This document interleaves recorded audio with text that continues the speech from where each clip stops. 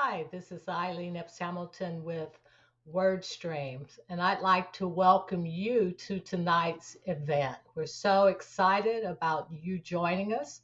If this is your first occasion, if you found us on YouTube, we welcome you. You can also find us on Facebook.com, ITW Ministries online, so you can share that, or either via YouTube and then under the title of today's session that we'll be looking at. Again, we welcome you to WordStream. WordStream. And it's our intent to examine 21st century issues real time from a biblical perspective. And tonight, what we'll be talking about is, can't we just get along? Can't we just get along? And I know that many of you may have questions, and we ask that throughout the night that you would share those questions via the chat in Facebook, and we will try to address those as we go through the evening. So we're, again, really excited about tonight's topic. Share those questions, those thoughts that you have in the Facebook comments. Tonight, we're going to talk about learning how to connect with anyone at a deeper, heartfelt level, a deeper, heartfelt level. And so, with that in mind, we have the opportunity to invite Dr. Melindajoy Mingo to join us as we discuss this. And again, the topic is, can't we just get along? And that saying and that phrase originated on March the 3rd, 1991, when Rodney Glenn King was beaten by a Los Angeles police officer during an arrest. As a result of it, we saw that it led to public protests, police reform, and sadly, riots. But he was a victim of police brutality. And so that was one of the comments that he made is, can't we just get along? As we were looking for a topic for tonight's discussion, um, we talked about a heart of a genuine community. The heart of a genuine community. Genuine means truly what something is meant to be. It's about being authentic. And that's what we're going to talk about tonight is, how can we really be authentic? We've got the right person for the conversation tonight with MJ, as I will call her, Melindajoy Mingo, Dr. Melinda Joe Mingo is an ordained minister, professor, and cultural capacity expert and entrepreneur. She is the founder of Janae International Ministry and Significant Change. And she can share with you all of her backgrounds, and you can go out on the online and you can learn so much about her. But let me tell you my personal story about MJ. We met at a Stonecroft Women's Conference, at which time we both spoke back in 2007. After I had completed my presentation, MJ came up and she said, I have a word to share with you from the Lord. And I told her, no, you don't. And so she insisted and said, yes, I do. I have a word to share with you. And I said, no, you don't. Um, I had seen her speak, but I really didn't know who she was. And I guess I was afraid of what that word would be. But she gave me a word, and it came out of Isaiah 54:2, and it has become the heartbeat of the ministry, in the word ministry, as we continue to seek to glorify God in these last days. She came back in 2011. I invited her to an In the Word Ministries conference on Dare to Believe. And she truly was just such a blessing as women heard her speak to how they could be and become the person that God had created them to be.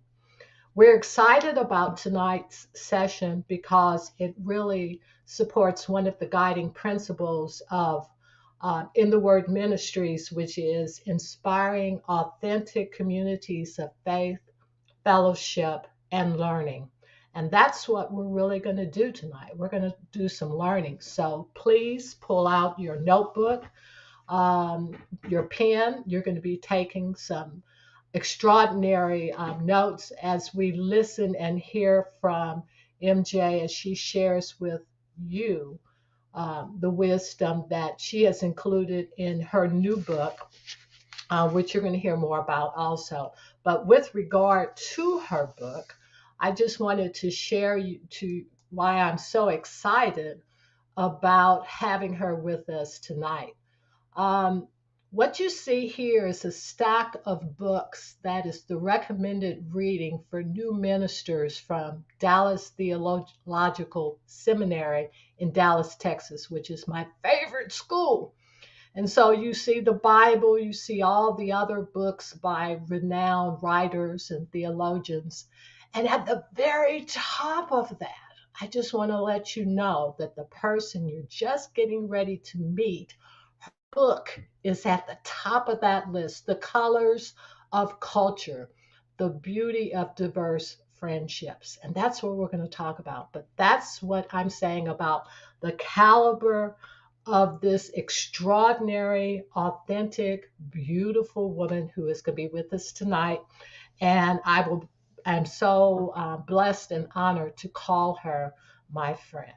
So at this time, I would like to introduce and bring into the studio Miss Melindajoy Mingo. Yay! Yay! Hi, Eileen. Hi, Melinda. How are you? I'm doing really great. I'm fantastic. How are you? And she's located in Colorado Springs, so there's an hour's difference. What Yes. we're experiencing today, but it looks so wonderful out there, and she doesn't have snow like we do here in Kansas City. Oh, yes, we do. Yes. Okay, You just, you will have it shortly for sure. yes. Okay. Um, I guess to start off with, I want to just applaud you on the book. Thank Um, you. and I would recommend everyone to go out and get the book, in that it is an extraordinary Mhm. compilation of storytelling that you do only the way that you can do it. And the way that it is formatted is how we're going to follow our discussion tonight. Um, the first part of it deals primarily with the connection between culture and identity. And then the second portion deals with actual practices to express dignity and compassion. And so after each of the chapters in the book, I noticed that you would have something called pause moments. Pause moments. And so we will have pause moments that we will do with after each one of the sections. So we're just going to free fall here, and Melinda Joy is just going to do her thing. I'm going to throw out a question, and then I'm just going to sit back and just watch in amazement. And I want you to watch in amazement also. So let's start off by talking about what was the genesis for this book. I believe it was probably when I was in Vietnam. I was invited to teach in Vietnam in 2005 at Hanoi International University, and I was also a pastor for the underground church. And I couldn't get over there as a pastor, but I was a professor by day, and so I was totally terrified. I just have to admit to go to Vietnam. I'm just like my first question was, "Are there any Black people in Vietnam?" You know, in Hanoi, Vietnam. And so I was terrified. And people were like, "Oh, Melindajoy, you're not going to connect it with the Vietnamese people there." But I just knew in my heart that God was saying that He has called me to the nations. And so the genesis of the book really was birthed when I was in Vietnam. I learned so much. When I got off the plane, Eileen, in Vietnam, in Hanoi, it was midnight. And when I got off the plane, I actually saw waiting over across the area where they wait for guests, all these people with like flowers and bat in baskets. And I thought, oh my gosh, I've been on a plane with a dignitary. and I didn't even know about it. And so I looked, and the closer I walked, I saw my name. And I just saw people at midnight that I never met. They were just clapping and, oh, we love you already. We can't wait to meet you. We're so excited that you're here. And it that was the beginning of me understanding that there's a way that we connect with people, and it's not what we think. It's not over fear or any of that. And so my years in Vietnam from 2005 to 20, probably the 13, coming and going, I learned so much about humility, about friendships, and about living with people, not just going in as a professor, not just going in as a doctor, but to really go in as a person who wanted to live and learn. And so it was birthed there. It was birthed in Vietnam through all of my pains and joys, and my vulnerability, having to be transparent over there with my friends, riding on the back of scooters all day and all night at 85 miles an hour, thinking, oh my gosh, am I going to make it back to America? But I learned a lot. So that's where it was birthed. And so when I moved back and came back rather to America, to US, I just felt God was saying to me, this is what I want you to write. I don't want you to write another book that people would think how not to get along. I want you to write a book where you share your stories from around the world and all the travels and all the places you've been to. So in the book, I share about all my stories when I was in the Sudan and Ethiopia, working at an AIDS clinic, when I was in the jungles in South America with people who were naked coming to Bible study with no clothes on, with no lights, in London and all of these places, just learning about people and learning how to love people. You shared with me that you really felt that the book, even though it speaks to the beauty of diverse friendships, that it's not a diversity book. You mentioned that it's about value, worth, and the dignity of people. How does that look in our world today? Yeah, it's we when we were looking at the title of the book, we the colors of culture and the beauty of diverse friendships, but it really is a book about how do we learn how to value people? How do we learn, to have dignity? We can't make anybody feel valued, but what we can do is make them feel devalued a lot of times. But Wow. yes, and so what it looks like in our society today is that we just let go of all these preferences of, we would look at people and we think that by a certain age they should have accomplished this, they should look this way, they should have this way, have certain things. And it looks like, I would say myself, when I was finishing the manuscript of this book, and I had shared this with you a little bit, I was homeless, sleeping in my car in a Walmart parking lot in Colorado Springs, an invisible homeless person, and trying to finish a book about my value and worth, while thinking, how can I write a book about the value, worth, and dignity of other people if I don't believe that for myself? And so what it looks like is just disbanding all of these things that society, attaches to us and says, if you do this, you would have worth. If you produce this, you have worth.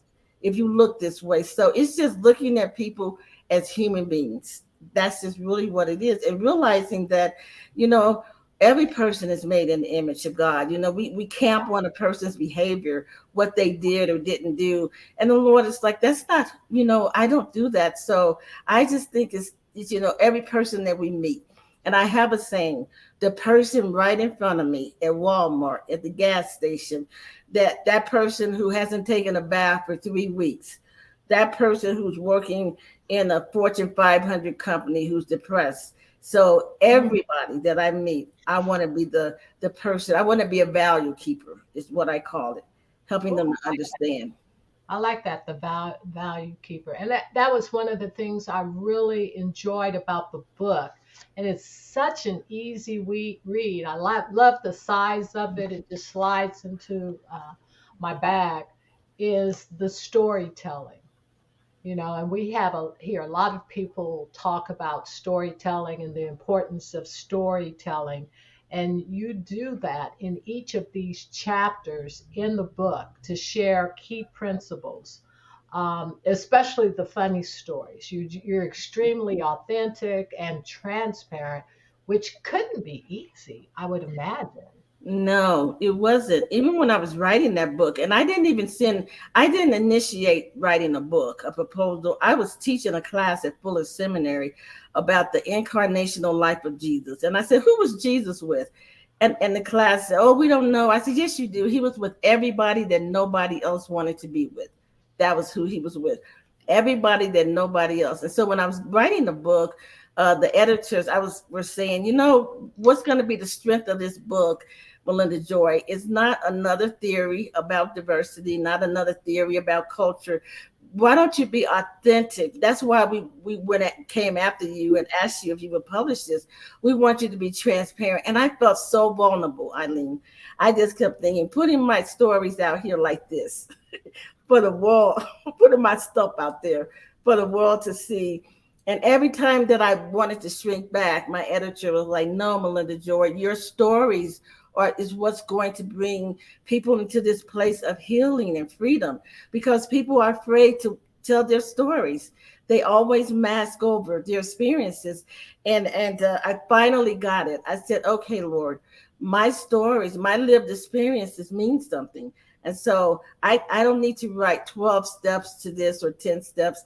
People can Google that, but I can write about my stories of when I was when I was very prejudiced growing up in inner city Chicago, and when I didn't like white people.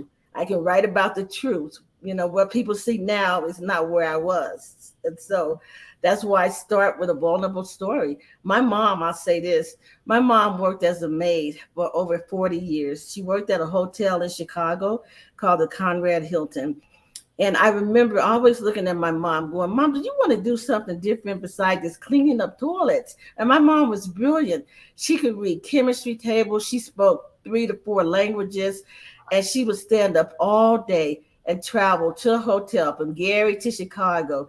And she said, one day you're going to get this. I said, you want to go into a different business? She said, I am in a business. I am a value keeper. And I said, well, what is that? She said, I've learned that when people look at me and they can't look at me in the eye because I have a maid uniform on, and 20 years later, I still have this uniform on. They don't understand. I love what I'm doing. I meet people everywhere. I have presidents who have danced with me in the hotel lobby. I have people like Jerry Lewis, some of the older people. He kissed me on the cheek, and my mom was happy. She said, so my business is to help people understand their value, worth, and dignity, even when they can't look me in the eye. And my mom said something, Eileen, so profound. She said, one day you're going to understand this. You're trying to amass all these degrees. You're trying to look important. And my mom said, when you fully get to the point of realizing that you are enough without nothing attached to you, then you have arrived. Perfect, perfect, perfect. Now, you also shared something. I'm going to pull up a slide here. You also said that the message of your book was about this African term, Ubuntu. You want to spend some time sharing with everyone about it? You and I have been talking about this. I love this. Yes. So when I was in Kenya and Ethiopia, I kept hearing this term Ubuntu, and I was, and we would just be together in a room, and people would say, "This is an Ubuntu moment," and I would go, "What is an Ubuntu moment?"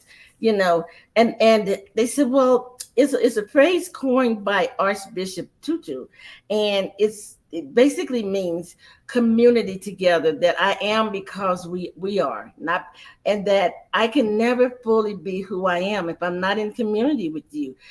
Isolation does not produce community. And then sometimes being in community with just people that we like or people that make us feel comfortable, that's not Ubuntu.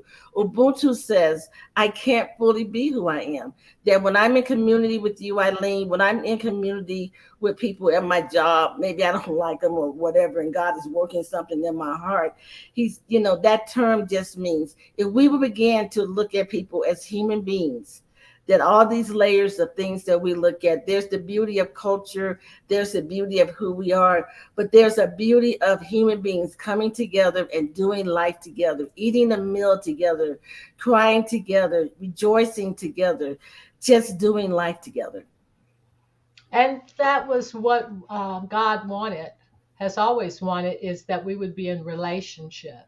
And Yes. community is so very important. I have a dear friend who taught me about being in community, and she was talking about building community. And I said, "Oh, I have enough friends. I don't need any more community." She said, "You really don't understand what community is, because it is in community that you grow. It is in community that you practice life. And Mhm. it is in community that you receive joy." So that whole point of it, and I love the picture. You sent me a picture of what it looks like. Would Oh, yeah. you share what that picture is about? Yeah, I love this picture. When I was really studying about the Ubuntu model of community, I saw this picture. There was like one bowl of treats at the end of this spill, and all these boys had a chance to run to this one bowl of treats. And so they all started running together. And a couple of onlookers were like, "Why are all of them?" And they were holding hands and running together. And a couple of people were asking, why would they hold hands, run together, and there's only one bowl instead of running separately? And so this picture came up, and the thought was, and they were saying, no, we don't want to individually get a bowl and eat while everybody watch. That's not it. We want to run together to the same bowl, and then when we get there, we learn how to share with each other. Isn't that powerful? That is so Isn't it? powerful. It's so powerful, right? Especially, it is so counterculture here, Yes. because it's always the most aggressive, the one who has the best plan, who gets the treat, instead of Hmm. concern for the common good. And I think we're seeing a lot of the fallout from that, even in our country, as we are so into the me movement and what I want versus what is best for all involved. And how Yeah. do we do that? And I was going to, if I could say this too, that when I think about this image here of all these boys, I mean, look at that. That takes, a release from selfishness, being self-absorbed, to say, I could run and then I'd get the prize at the end. But no, we want to run together and we all get the prize together and we all sit and we all enjoy this together. And when I think about our world today, our nation today, I don't know, you probably have seen this too, Eileen. God brings some people into our lives for a community that we never would have thought. Maybe on our own we would gravitate to a certain type of person or whatever, but he brings into our life, people that we never would have thought. When I was going through one of the worst times in my life, when my husband died, the Lord didn't bring into my life somebody that looked like me or whatever. Brought a Vietnamese couple. I was standing out on the streets of Colorado Springs just bawling. It was a few weeks after my husband had died, and I had no idea what I was going to do. I My husband died. I didn't know anyone here. I got evicted from my place. He was in hospice. I was in the hospital with him, just living in the hospital with him week after week after week, and we didn't know anyone. But anyway, when he died, I was standing on the streets, and a Vietnamese couple came out, couldn't speak barely any English, but they came out and we had the language of the heart, and they connected with me. They saw me crying on the corner. We lived in the same building. They invited me into their apartment and fixing me a bowl of pho, which is Vietnamese soup, set me down in front of the TV. I just watched the TV. He had Vietnamese stories and songs, and I was just there. And I didn't know that God was getting me ready to go to Vietnam some years later. But they nurtured me, they loved me, they cared for me. And again, I just say, community comes and unity. It comes from a place of letting down our guards and allowing the people that God has brought to us, allow those people in our life. Okay. All right. Well, I tell you what we're going to do. We're going to now take, we've been talking about the connection between culture and identity, and you've just shared with us the definition of Ubuntu. Here is your first pause moment. Tell us about the rationale behind the pause moment, and then I'm going to put up what the pause moment question is and see if we can get some of our listeners to respond to this. That would be great. So when I was writing the book, I wanted to have pause moments behind each chapter. And the reason why is I want it to be a thinking book, a book where God can really speak to the hearts of people, to pause and to take some of the things that I have written in every chapter and to say, so what does that mean to you? What stood out to you? What is God speaking to your heart? Okay. So here's our first pause moment question, and we're looking for a response from our audience. Using the definition of Ubuntu, in your words, what does it mean to build a diverse community of friends? What does it mean to build a diverse community of friends? And I guess I'll go ahead and kick it off while everyone's thinking. And so you won't steal my answer. I'm going to give my answer. Kick it off. In reading the book and looking at this, in my words, it really means being vulnerable. Mm-hmm. It means getting out of my comfort zone. I mean, there are people of my own culture and background who I probably don't extend myself to. I'm gregarious, yet at the same time, I'm an introvert. So I think sometimes I use that as an excuse not to reach out. But there has to be some willingness to be vulnerable. So that would be, in my words, what it means to build a diverse community of friends. You have to be willing to be vulnerable. Can I get some comments out there? While we're waiting on the comments, can I ask you, what does it mean for you to be vulnerable? To be vulnerable means that I have to let people see me as I really am and to let Mm-hmm. down any guards that I might have up as a result of any preconceived notions or experiences.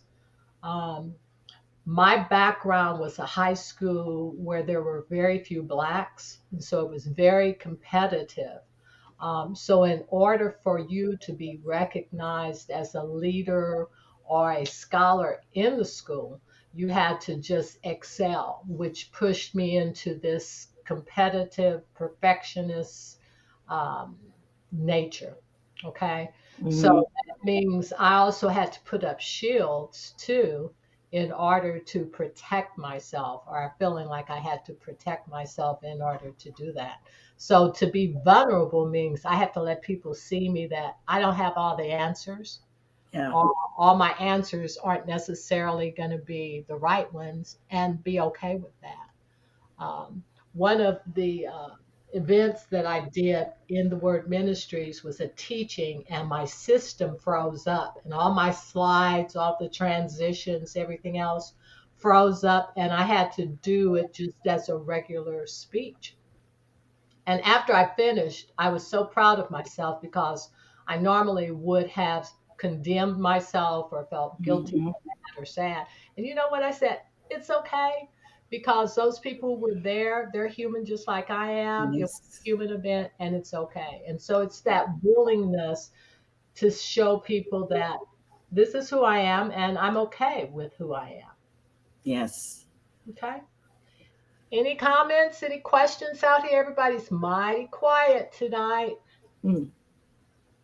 Okay.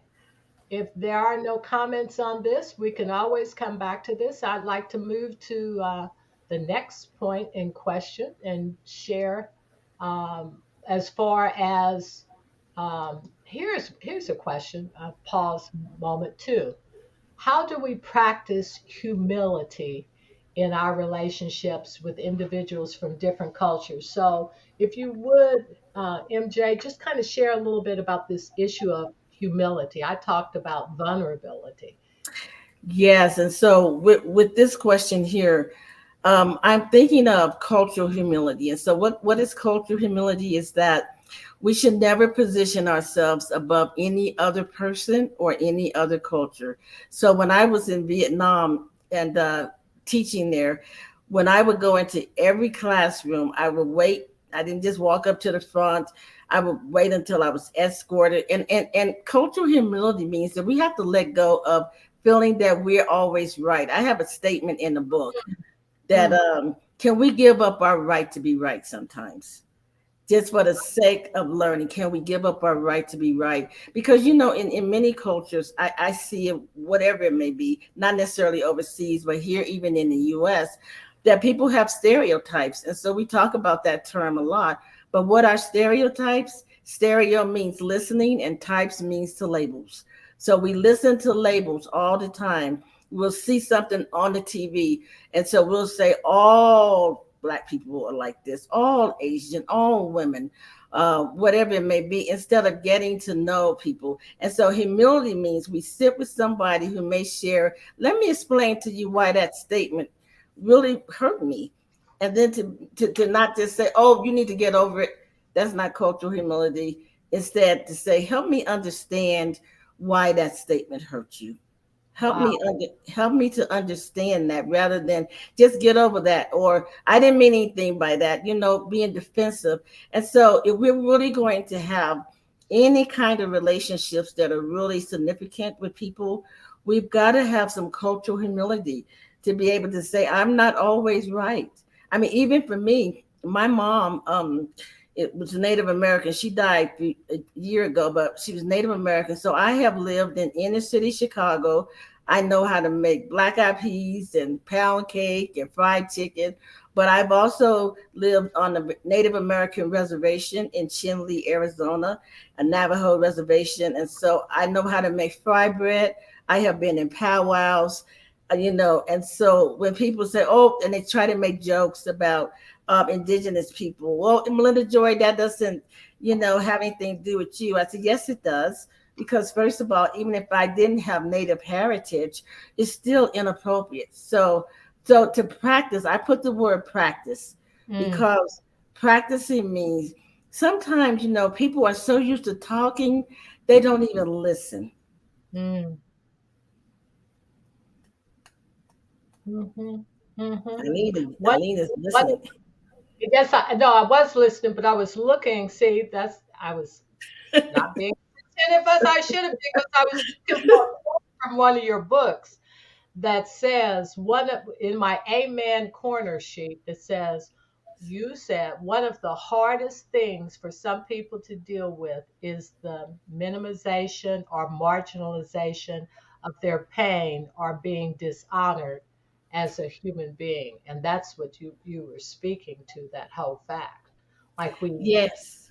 and the statement in the book that you said, when people say, I'm really colorblind, I really Hmm. don't look at color. Would you just Hmm. spend a second what you said in your book?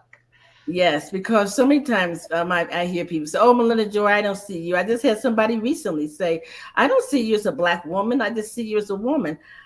I said, well, here's the thing. You don't have to be colorblind. You can be color coordinated. How about that? I said, here's the reality about it, is that when you go into a store and you see orchids and flowers, you're not colorblind. You see those beautiful colors. And I know what you mean. It's an old euphemism that people would use in the 70s and 80s to say, oh, I connect with you at the heart. You can connect with me at the heart and still value the fact that I am a black woman. And so to say that dismisses who I am, and people don't understand that a lot of times, because one of the things I say is that don't ever discredit a person's lived experiences and pain. Mm, mm, Even mm, if I don't understand your pain, Eileen, I should not ever discredit your pain and your lived experiences. I told someone recently, I said, somebody can come take your wallet, they can take your peanuts, but no one can take away your lived experiences. And so to say to someone, I don't ever see color. I said, just think of this. God made the beauty of diversity. So we're discrediting the beauty of what God made. Mm-hmm. Mm-hmm. And one of the quotes you had me put up some of these. I'm not going to get to that one, but talking about the pain and what pain will do for us. Yeah. That pain, that there is an intention behind that, and even in the sharing of that pain that brings us together. Um, Yes. Our pain has a mission attached to it. And that phrase is from the context of that. When I just kind of coined that phrase, I kept thinking about um, we're not just going through things in life to go through. We're not. The Lord doesn't waste anything that we've gone through. He really doesn't. We may not understand it, now we may not understand it years after we're out of it, but it's going somewhere. And one of the things that I realized about people from any culture, any walk of life, people hurt everywhere. They mhm, do. It's not just a certain people hurt. People are hurting right now with what's going on overseas and the wars. And I thought about this here. Remember, Eileen, the miracle on the Hudson when that plane was about to nosedive into New York, the Hudson River. It was mhm, some years ago, and so I thought about that picture. That I'm 225% sure that when that plane, they lost control of that plane and it was about to not nosedive into that Hudson River, I can't imagine anyone sitting on there. Do you speak English? Are you an immigrant? Are you a refugee? Is your mom whatever? Are your eyes really? No, there was none of that stuff. There were human beings together. That Ubuntu thought. Human beings on a plane thinking, I'm never going to see my children, my husband again, or whatever. And when that plane landed and skidded on that water, you could see them coming out. They were on the wings, holding each other, hugging each other. And so I find it very interesting that I believe it's how human beings are. We connect together over pain, and we connect together over joy. We will sit in a football stadium, eat hot dogs, and throw peanuts at each other, and wear our team shirts, and then we'll come out of that stadium and don't talk to anybody else that's different from us. So never. so yeah.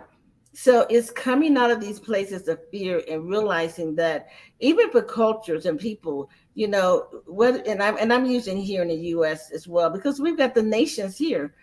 Some of us have had the privilege to go overseas a lot, but we have the nations in our backyard. And I often think, how many people on your street that you know the name of, next door, I'll just say next door. Sometimes we know that, but how many people are we reaching and saying, God, you've called us ultimately to go and make disciples. Mhm. And so I don't get to pick and choose what their color is, how they look, what their ethnicity is. We go wherever he sends us to go, That's right. which gets into that whole thought of kingdom thinking. And you and I spend a lot of time talking about kingdom thinking. But as believers, we know who we belong to, we know what our mission is, we know under whose authority we operate, and we know what the objective is, which is the glory of God and that his kingdom. Yes. And the thinking that you're recommending that we live out is kingdom thinking and kingdom living throughout the book. Um, how does that how does that work out when you're in a counterculture environment? How can we be kingdom people in a world that doesn't honor kingdom, doesn't honor our king at least? Yeah. For me personally, I believe the kingdom culture is we cloak ourselves with the love of Jesus, because Mhm. it's really interesting. All people will know that we are his, not because we know the scriptures or how much we raise our hands and worship on Sunday. They will know that we are his because we have love one for another. And I believe that no matter what our culture is, if we wear that kingdom culture of love tighter, than we do our other learned culture, people will be drawn to that because people want to be loved. I talk about in my book about my situation, not situation, event rather. I was in a sauna and there were Korean women in the sauna, and I have been seeing them over and over at the gym, but I would never speak. And I walk in there and they were speaking their language. And one day I was so upset, like, I can't believe they're in here just talking in their language and not talking to me. And so how silly is that, right? But uh, at one point I looked over at them and I said, hi. And this lady said, we were waiting for you to say hi. We've been smiling at you the whole time you've come in here. And you look like you're scared of us. And so we've been waiting, and we had said today that you come in this sauna one more time, we were going to be the first people to intentionally befriend you. And so the kingdom culture is, and that was a while back, but the kingdom culture is, I am not fearful of people who don't look like me, who don't speak the same language, people that have 12 piercings in their nose, 15 in their ear, tattoos all around. Why would I, right? And so that's the kingdom culture. Jesus loved all these people that nobody else loved, And nobody else loved. nobody, Yeah. all of them. Okay, that is a good place for our next pause moment, which is what scriptures come to mind when you think of barriers with others to bring unity and understanding? What scriptures come to mind? And I guess for me, the scripture that comes to mind, of course, is the woman at the well. She had so many things and reasons that she was rebuked because of her lifestyle, because of her ethnicity. She was a Samaritan. She was immoral according to many standards, and her life was just a mess. And Hmm. so we don't like being around messy people, but we don't admit that we're a mess in and of Yeah, ourselves. So therefore, we kind of shun those people. We shun those people in church.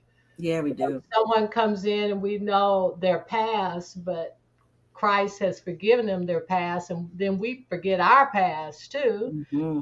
If we put all of our life up on a giant jumbotron, I think all of us would kind of Ooh. stray out of the church. But those becomes barriers because we don't want to talk to those people. And Hmm. Jesus continually ran into that circle. Whether it was Zacchaeus up in the tree, he was a Yes. tax collector, or whether it was the disciples that he chose, the tax collectors who were questionable, or people with checkered background, ignorant, illiterate people. Um, you see Jesus continually embracing those. And the book of Luke does a great job in really showing the compassionate heart of Jesus as he Hmm. out to those who lived on the fringes.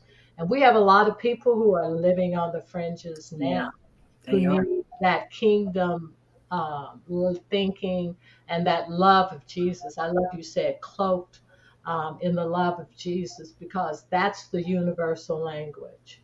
It is. It's a universal language. And I think about the lepers. And one of the things I think about with them is here's people that an entire society had discarded. Couldn't even go into the town or be with people because of leprosy. And my thought is that who are the lepers around us now? Ooh, ooh. Who are the lepers around us now? Those people that God has put in our path that we're ignoring, and so busy trying to do church or so busy trying to do other things. Who are the lepers now that the Father is saying, I have brought them to you, and you are the one place where they will experience the love and forgiveness of me? Hmm. And the only place they can receive, Only place. only place. Yes. Yeah, and this here to have the courage, Eileen, even if God brings somebody around you or us to walk with, and other people, or shun them, it doesn't matter. We don't have people in our life according to who other people like. Absolutely. Hmm.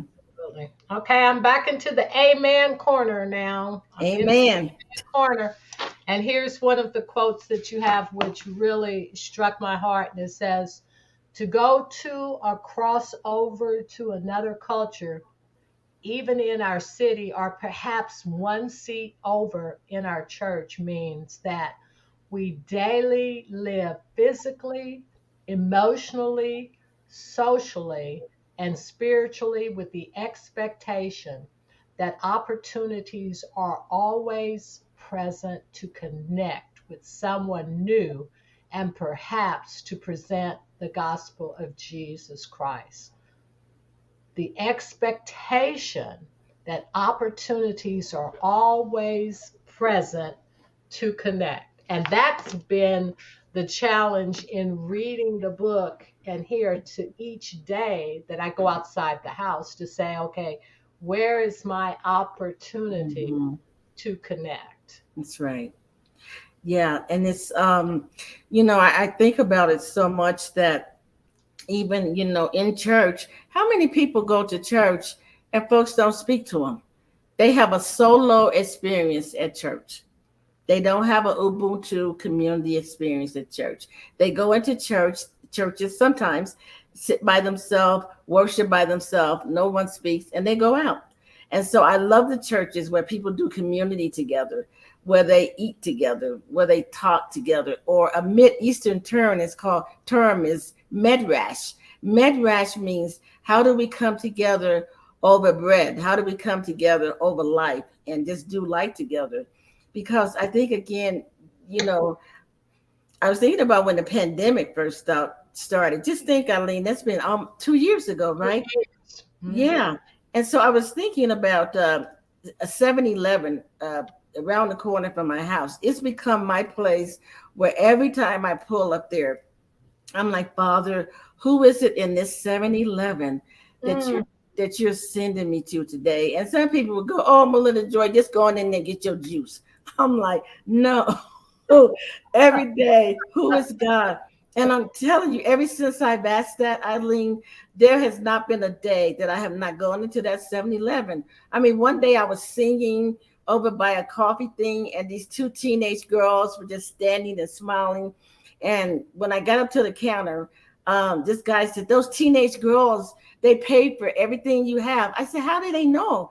They just left money and said, whatever she wants, just pay for it because she sang to our hearts today. Oh, I know, huh? There was a guy. He would sit by this garbage can. He was homeless. His name was Bones.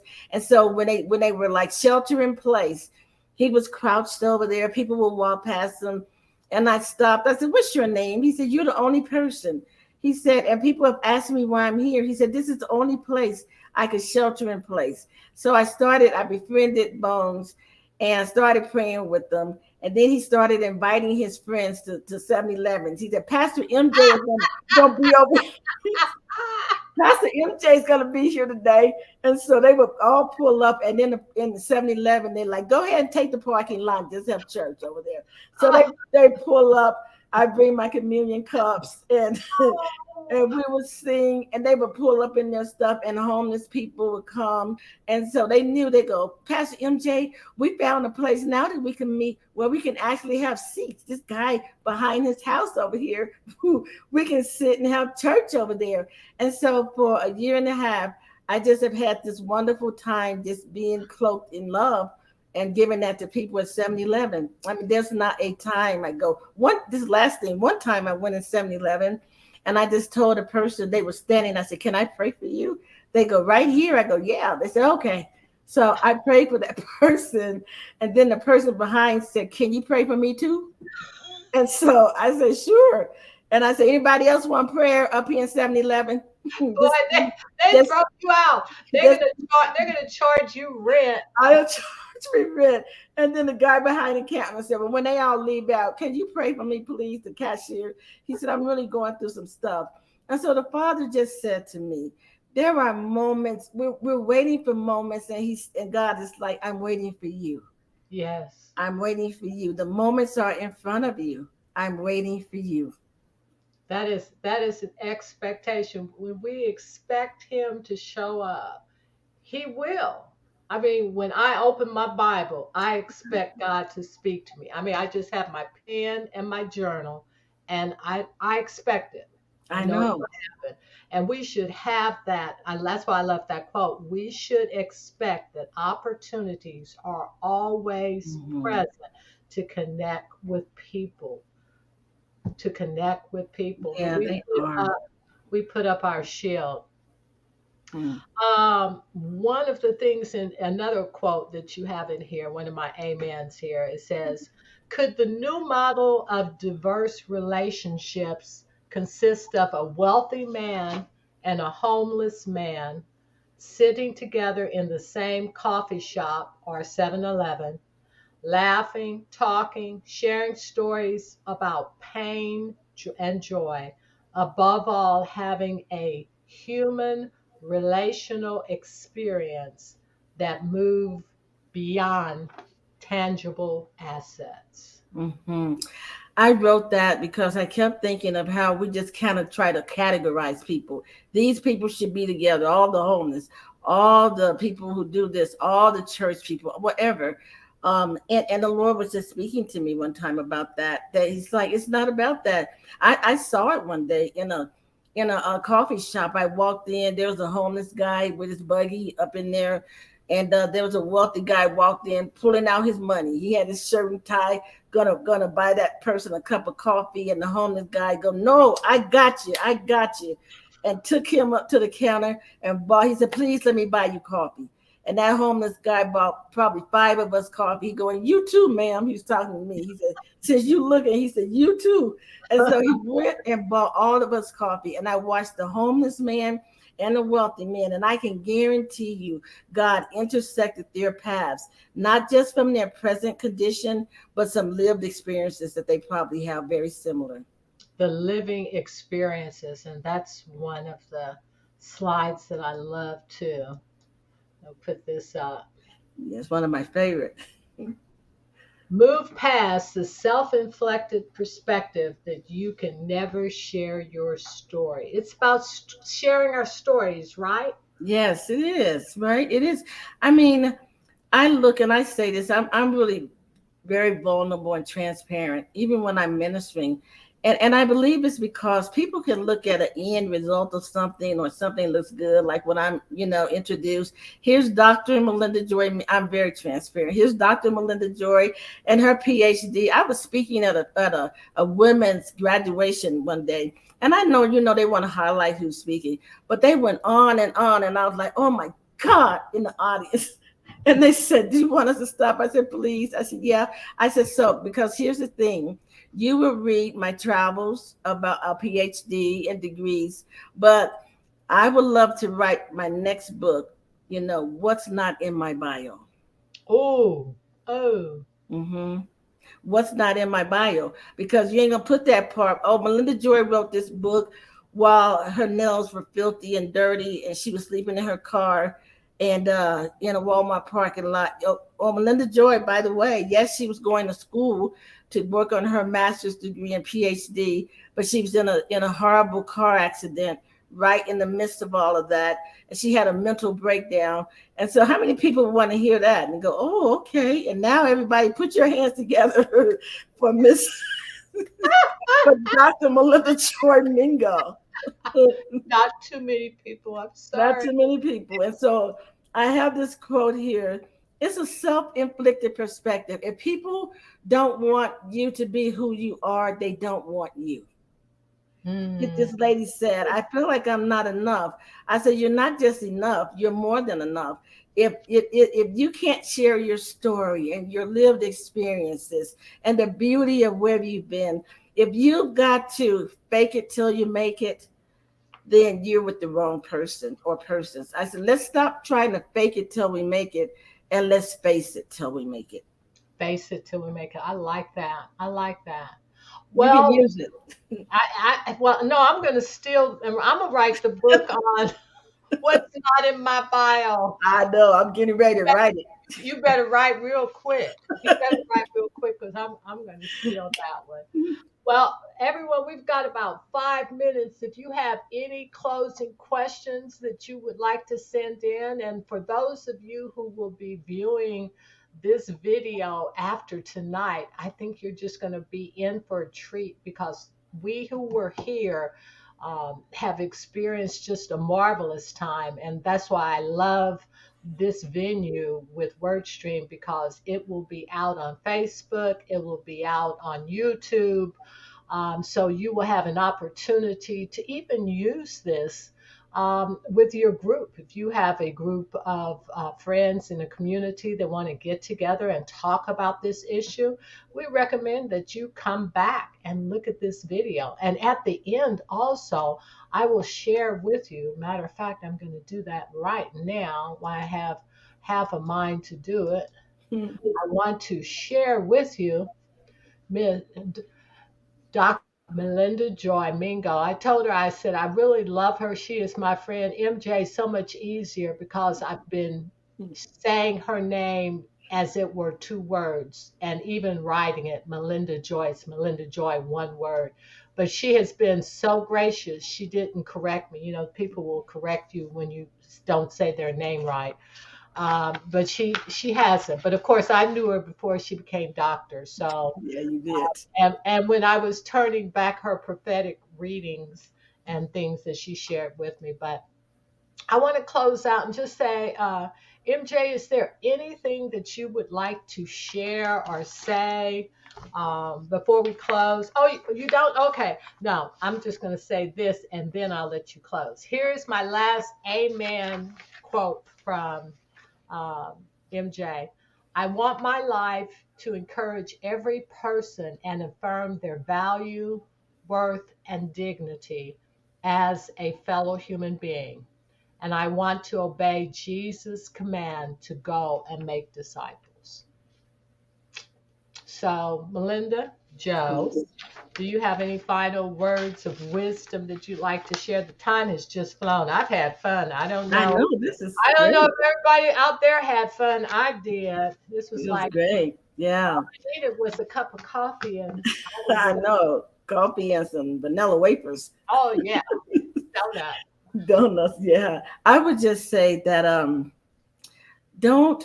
My final words when Eileen read that about me. I really want my life to be a reflection of Jesus. I mean, I've just kind of gone for broke. And I use that statement a lot. I'm not talking about broke financially or whatever that may, but I'm saying I just made up in my mind. If I'm not being the heart and the hands of Jesus on a daily basis, if I'm not causing people when they come into my presence and leave out of my presence, if they're in a worse place than when they first came to my presence, I haven't truly clothed myself with love. And so my mission in life, whether I'm invited up on a platform with 1,000 people or in a room with a person under a bridge who is saying, I can't live again or I need help, my mission is that everyone will understand that not only that they're loved, but they're loved in their present state. They're not just loved for who they're going to be, they are loved for who they are right now. And I would just encourage anyone who's listening or looking today, viewing, don't let the God moments slip past you. The God moments to connect with people, the God moments to connect with that Fortune 500 person who's working in a glass office who needs the love of Jesus. For that person who just got out of prison, everybody needs Jesus.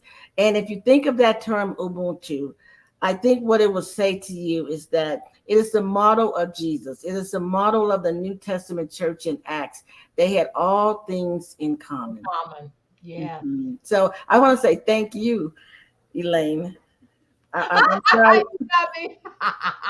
Yeah, thank you, Eileen. That's okay. I'll be Elaine, Arlene, Oh, I know. Marlene, Oh, whatever. Hey, yes, I'm okay. looking for I am enough.